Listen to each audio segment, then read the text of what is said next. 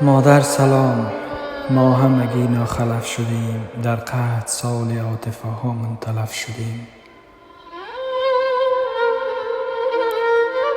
مادر سلام، طفل تو دیگر بزرگ شد، اما دریغ کودک ناز تو گرگ شد. مادر اسیر وحشت و جادو شدیم ما، چشمی گزید و یکسره بدخو شدیم ما. مادر طلسم دفع شر از خوی ما ببند، تعویذ مهر بر سر بازوی ما ببند.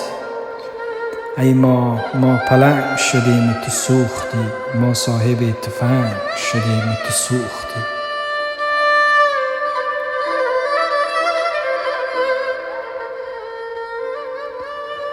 پرسیده ای که ما چه شد، اختران چه شد؟ من ماندم که وسط این آسمان چه شد؟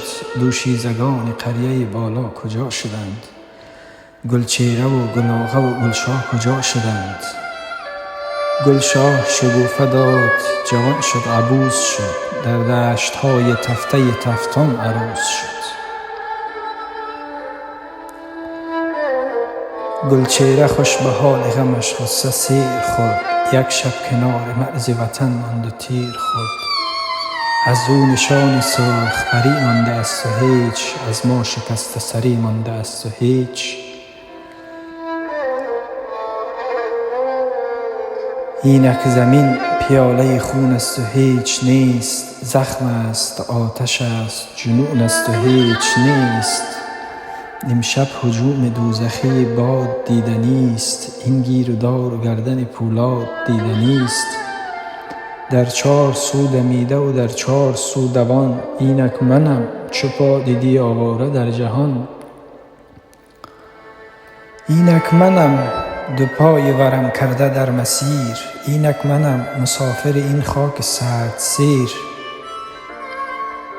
بگذار تا به چشمه خون شست و شو کنم، بگذار رو به کوه کمی گفتگو کنم.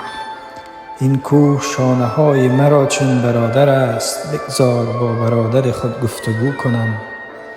کوه از کمین و صیحه مردان عقیم ماند، این بیشه 7 سال پیاپی یتیم ماند.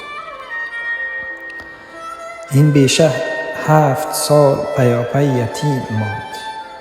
یک باره سروهای کهن ریشه کن شدند، مردان این قبیله عاشق کفن شدند. رخش غرور و تیغ و کمان را فروختیم، کام و زبان شعله فشان را فروختیم. خوشقامتان به قد دوتا خو گرفتند، مردان کج به بوی طلا خو گرفتند.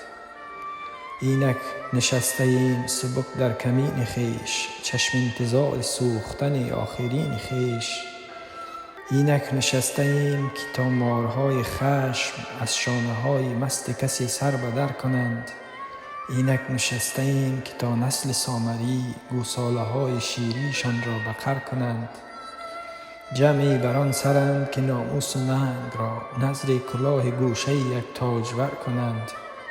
دست و دهن گشاده که داد از کدام سوست، موجی نمی زنند که باد از کدام سوست. مردند تا به سفرهشان بیاورند، طوفان ندیدند که ایمان بیاورند. القصه برده اند از این ورطه رختشان، جاوید باد کبکبه تخت و بختشان.